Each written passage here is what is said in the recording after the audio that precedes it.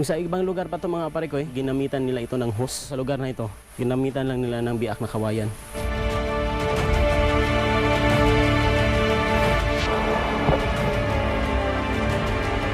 Kapag naabutan ka ng baha sa sapang ito, pwede ka ditong magpasilong muna dahil napakaganda dito sa loob at hindi ka talaga maano ng tubig.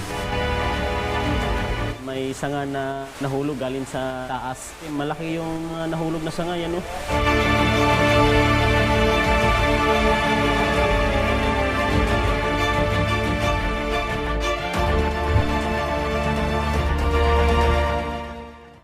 Hey, good morning mga parikoy. Napakaganda ng umaga natin ngayon dahil maaga kaming nag-hiking ngayon dito sa lugar ng sitio Bulanon. Nandito tayo sa Barangay Kawitan ng Santa Catalina. Nandito na kami ngayon sa lugar kung saan puntahan natin yung dalawang falls daw yung puntahan natin ngayon. Paakyat tayo sa isang bundok na maliit pero kutas na baya, bisag gamay lang ni.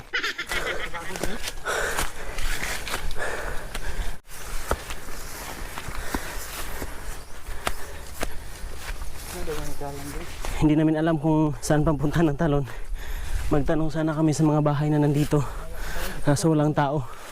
Magtanong na lang tayo kung meron tayong makita na taga dito. Napakaganda ng paligid. Wow. Summer na ngayon. Hindi pala, December pa pala. Ramdam mo dito yung amihan. Kasi magpapasko na. Patuloy kami sa aming paglakad. Napakasarap ng hangin dito. Mapil mo talaga yung natural na lamig ng hangin kahit mainit ang panahon. Hanggang sa nakakita kami ng bahay na may tao at para magtanong.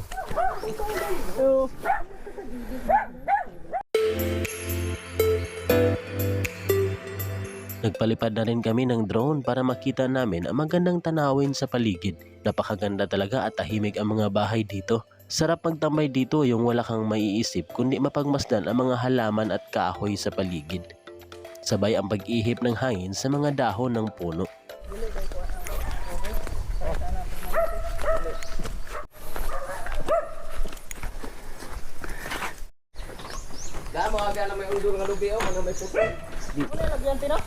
So nagtanong tayo kanina sa mga bahay. So sabi nila dito daw yung daan papunta sa talon at may kuweba daw dito mga parikoy. Ito yung tinatawag na tadloy sa Bisaya kung saan ginamitan nila ito ng mga tinatawag din sa Bisaya na sandayong papunta doon sa mga bahay nila para hindi na sila mahirapan mag-igib ng tubig. Mataas pala itong tinatawag nila na supply ng tubig papunta sa kanilang mga bahay, mga parikoy. Kasi kanina pa kami naglakad, nakikita pa rin namin yung pinagdugtong-dugtong nila na biyak na kawayan para daluyan ng tubig. So nakita namin dito, mataas pala to. Dito yung tubig dumadaloy ngayon, oh. Kita nyo? Ito yung biniak nilang kawayan. Papunta ito sa kanilang mga bahay. Sa mga manunood natin dyan ng taga-probinsya, siguro relate na relate kayo sa ganitong imbento. Kung paano natin makaano ng tubig, makakuha ng tubig papunta sa ating bahay. So ito yung pinakamadaling paraan para hindi mahirapan yung mga tao mag-igib ng tubig kapag malayo yung linya o kapag malayo yung source ng tubig sa kanilang bahay. Ito yung tinatawag na tadloy sa Bisaya. Hindi ko alam kung anong tawag dito sa Tagalog.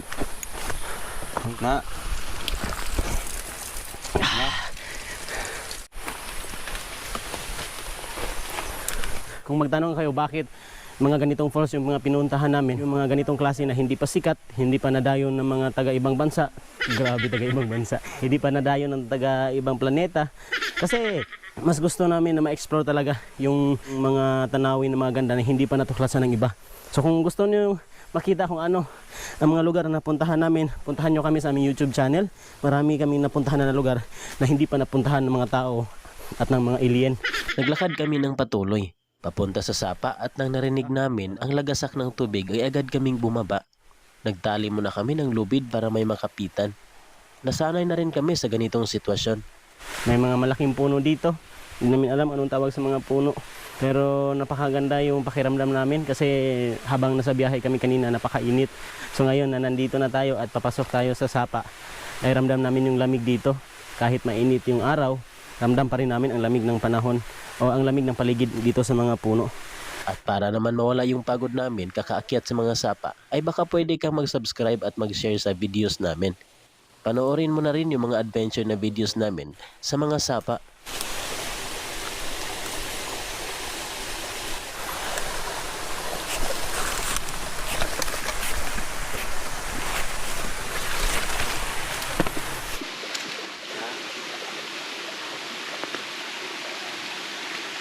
Pagbaba namin ay nakita agad namin ang talon na maliit lang naman. Pero ma-amaze ka dito sa sobrang linis ng tubig na dumadaloy sa sapa. Masarap tingnan yung mga dahon na nahulog sa tubig galing sa mga puno sa itaas. Masarap magpahinga dito habang rinig mo yung mga ingay ng ibon at lagasak ng tubig.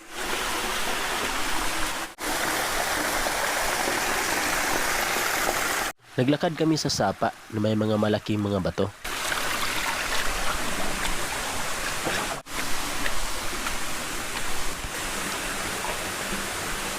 Nandito pa rin kami sa sapa. Sa aming paglalakad, nakita namin itong kuweba na yan. Nakakalawak dito sa loob. Kunti lang yung tubig niya dumadaloy dahil siguro sa mga malalaking bato na nandito sa gitna ng sapa. Ito yung isa, napakalaki na itong bato na to. Nandyan yung kuweba. Sa taas may malaking puno. Tinatawag sa Bisaya na lawaan. So ngayon, pasukin natin ang kuweba mga parikoy. Nakaabang na yung mga kasama natin.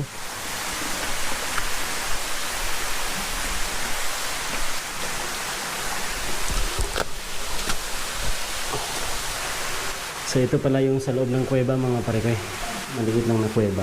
Pero kung gusto mo magtago dito, ay pwede. May tubig pala nang galing dito sa loob.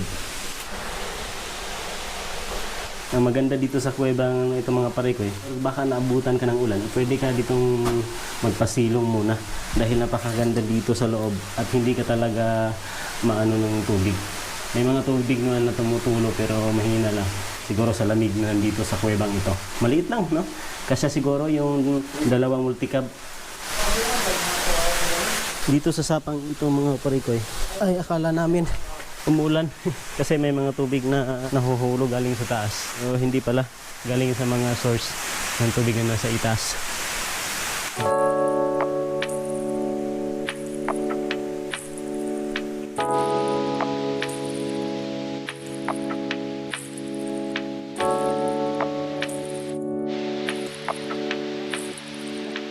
Nagkatotoo nga, naabutan kami ng ulan. Umuulan na ngayon mga parikoy. So kailangan muna naming magtago na lang muna dun sa kuweba na pinuntahan natin. Safety lang muna namin yung mga gamit muna na hindi mabasa. At hindi rin kami mabasa kasi pawis na pawis kami kanina.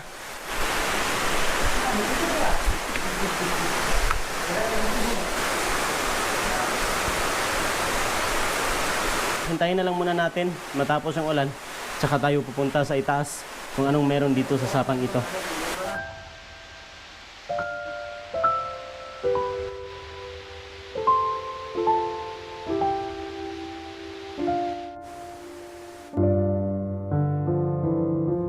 Check, umuulan pa rin.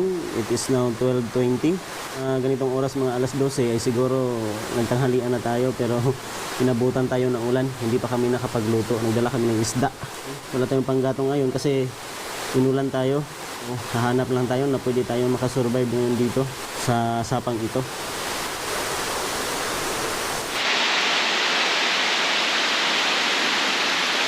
Yung oras natin mga parikoy, 12:39 na.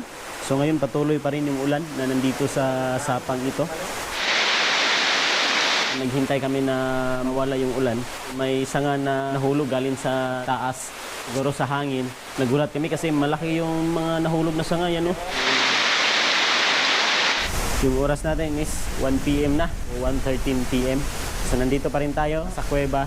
Nakipasilong tayo kasi hanggang ngayon umuulan pa rin pero medyo maambon na lang. Siguraduhin na lang natin bago tayo lalabas sa sapang ito na hindi tayo mabasa ng ulan. So as of now, maghanap na lang muna kami ngayon na pwede nating tayo ma-prepare para sa ating tanghalian ngayon. Medyo gutom na rin. Nang matapos ang ulan, lumabas kami sa aming pinagtaguan na kuweba at para makapaghanda na rin kami sa aming tanghalian.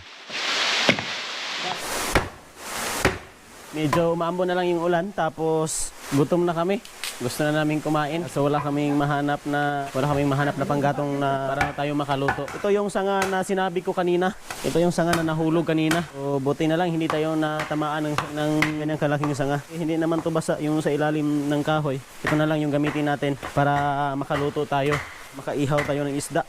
Meron tayong nakita dito na parang butas na maliit. So dyan natin lutuin yung isda natin. Unti-unti nang lumalakas yung tubig ng talon mga parikoy.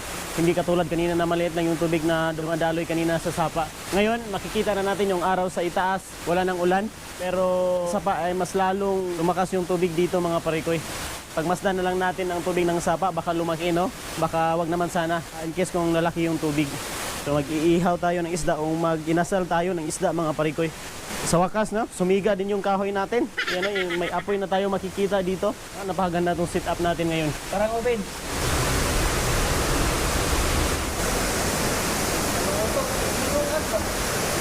Nara. Uy, pikas. Uy, buhay pa. Buhay pa mga parikoy. Yan o. Yan, lumalangoy pa. Yan o, tinusnog pa niya doon o.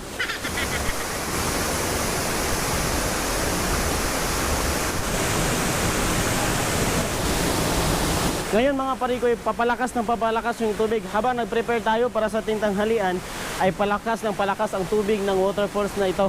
Tingnan nyo, napakalakas ang tubig mga parikoy. Serve natin muna sa ngayon. Binaliwala na lang namin ang baha sa loob ng sapa.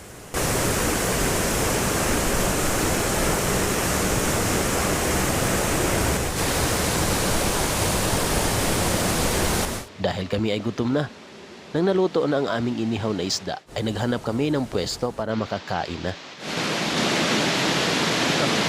Iba tong tanghalian namin ngayon dahil kumakain kami sa loob ng sapa mismo habang bumabaha. Palaging nakahanda yung mga mata namin sa paligid ng sapa, baka biglang lumaki ang tubig o baka may mahulog kaling sa itaas.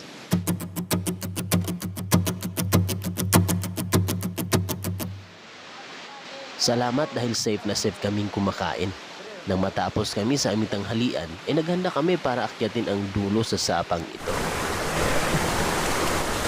Ikaw nagtunok ako ano eh. Delikado kaysa? Nalan? Dako ito mo. Ito yung sinabi kong kahoy kanina mga parikoy. Nahulog kanina doon sa baba. Kaya ginamit natin pang gatong para maluto yung isda natin. Galing dito sa kahoy na to, yung nahulog kanina. Ito yung tinatawag sa Bisaya na lawaan. Uy, delikado pala to.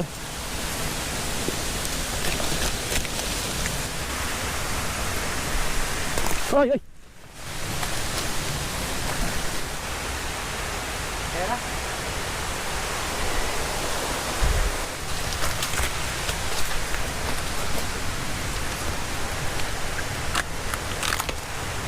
Oy. Nakaabot na kami sa taas o yung pinagmula ng sapa.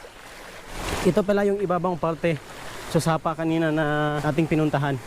So dito makikita natin na malawak, napakalawak dito. Saka may mga shampoo. Parang may ano dito, may atabay. Yan, may atabay pala. Mga tao dito sila naliligo kasi may mga naiwang basura ng mga shampoo, mga sabon. Ang galing dito, ang source ng tubig dito sa batong ito.